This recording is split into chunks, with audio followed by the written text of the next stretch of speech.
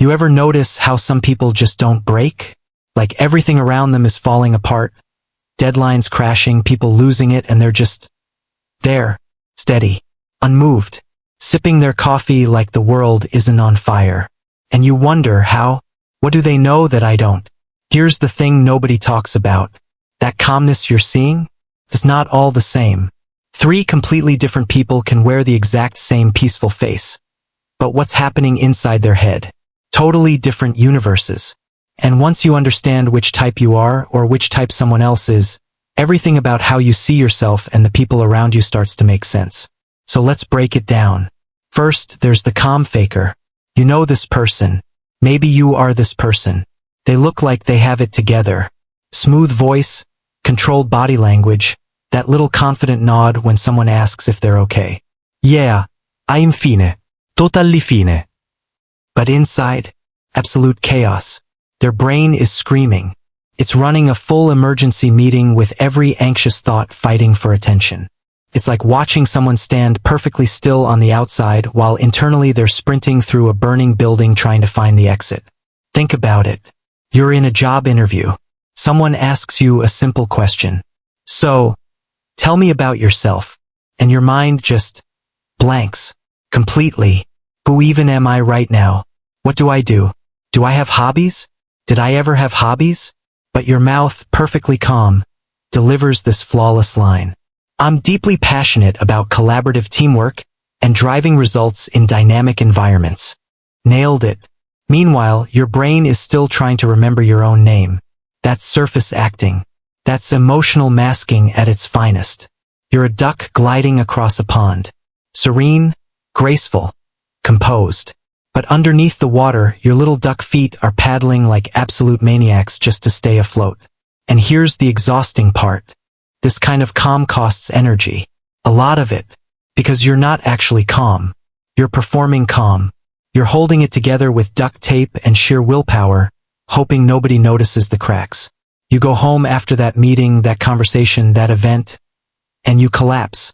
Because pretending to be okay when you're not is one of the most draining things a human being can do. But you do it anyway, because the world rewards composure. The world promotes the person who doesn't flinch. So you learn to fake it. You learn to smile when you're drowning. And from the outside, people think you're strong. But you know the truth. You're just really, really good at hiding. Now, the second type. This one's different. This is the numb survivor. These people aren't calm because they meditated their way to inner peace or read some self-help book that changed their life. They're calm because they've been through hell. And I don't mean a bad day. I mean the kind of hell that rewires you. The kind that breaks you down so many times that you stop being surprised when things go wrong. They've cried every tear, felt every betrayal, survived every loss. And at some point, their nervous system just adapted. It stopped reacting. Not because they're enlightened, but because they've already processed more pain than most people will experience in a lifetime. When disaster strikes and everyone around them is panicking, they just exhale. Slowly. Yeah. I've seen worse. And they have. This isn't peace. It's armor. Heavy, invisible armor built from years of surviving things they never asked for. They smile. They help others. They appear strong. And they genuinely are strong. But that strength didn't come from confidence or clarity. It came from necessity. It came from being forced to hold themselves together when falling apart wasn't an option. And here's what people don't understand about this type. Their calmness wasn't free. It was paid for. With sleepless nights. With moments of total despair. With battles they fought alone while everyone else assumed they were fine. They're the friend who listens to your problems without judgment because they've been in darker places than you can imagine. They're the coworker who stays level-headed during a crisis because crisis is familiar. It's almost boring to them now. But don't mistake that calmness for coldness. They feel everything. They just learned how to carry it differently. And honestly, that kind of calm is both beautiful and heartbreaking at the same time. Then there's the third type. And this one's my personal favorite. The overthinker strategist. These people don't panic. Not because they're faking it. Not because they've been numbed by trauma. But because by the time something actually goes wrong, they've already mentally lived through it at least twice.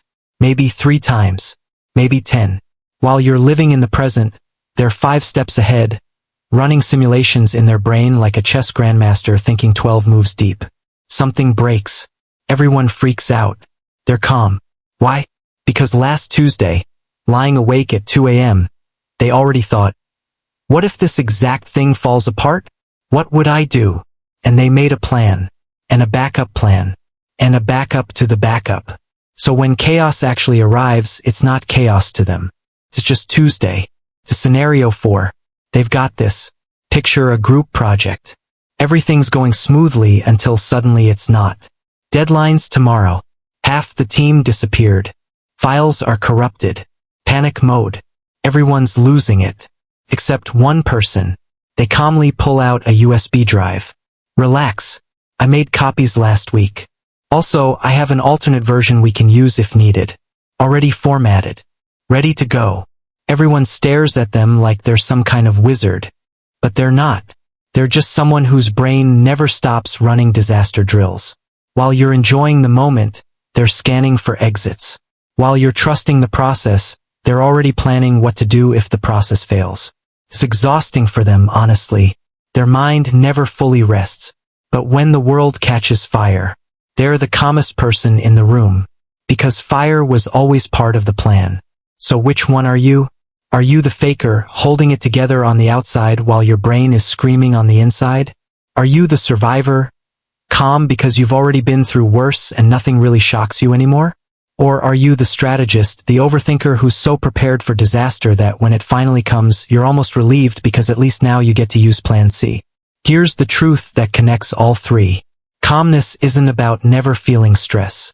It's not about being emotionless or detached or perfectly zen. It's about how you carry what you feel. Some people hide it. Some people have been hardened by it. Some people have already processed it before it even happened. But all 3, they're still human, still feeling, still fighting internal battles you'll never see. And that's okay. Because strength doesn't mean you never struggle. It just means you've learned how to keep moving even when everything inside you wants to stop. So the next time you see someone staying calm while the world burns, don't assume they're just naturally chill. Don't assume they've got it all figured out. Because behind that peaceful face could be a faker working overtime to hold it together. Could be a survivor who's earned that armor the hard way. Or could be a strategist who saw this coming a mile away and already has 6 solutions ready to go. And honestly, all 3 deserve respect. Because staying calm, no matter the reason, no matter the method, takes something most people don't have. Takes resilience. Takes grit. Takes showing up even when you're barely holding on. So if you're the faker, you're not weak for struggling behind the mask. You're human. And one day you'll find people safe enough that you don't have to perform anymore. If you're the survivor, your pain wasn't wasted. It built something in you that can't be broken. And that's not nothing. That's everything. And if you're the strategist, your mind isn't broken for always preparing for the worst. It's just trying to protect you. And that's okay too. You don't have to calm it down. You just have to understand it. Calmness comes in different forms. And none of them are better or worse than the others. They're just different survival strategies for different kinds of people. And the more you understand which one you are, the more compassion you can have for yourself when things get hard. Because you're not failing. You're just coping the only way you know how. And that's enough. That's more than enough. If this hit home, if you recognized yourself in one of these types, drop a comment and let me know which one you are. And if you want more videos breaking down the psychology behind why we do what we do, explained simply, no jargon, just real talk, hit that subscribe button. Because we're just getting started. And trust me, there's so much more about human behavior that nobody's telling you. But we will. See you in the next one.